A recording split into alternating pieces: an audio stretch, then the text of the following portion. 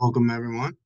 So in this lesson, we will go over breaker ideology and basically what you want to see when a breaker occurs, right, is when there's a failed outcome candle and price aggressively has a sharp move to the upside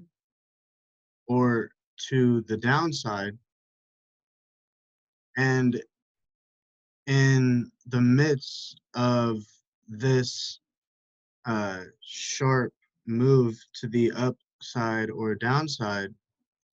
um, breakers are more are a how do I say a more higher probable setup when there's inefficiency inside of this sharp aggressive move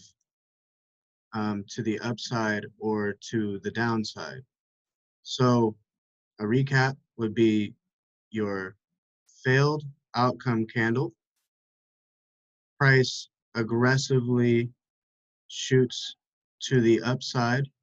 giving us a sense of directional bias or directional bias changing, I guess I could say, and also leaving buy side or sell side slippage, inefficiency, or imbalance, whatever you want to call it,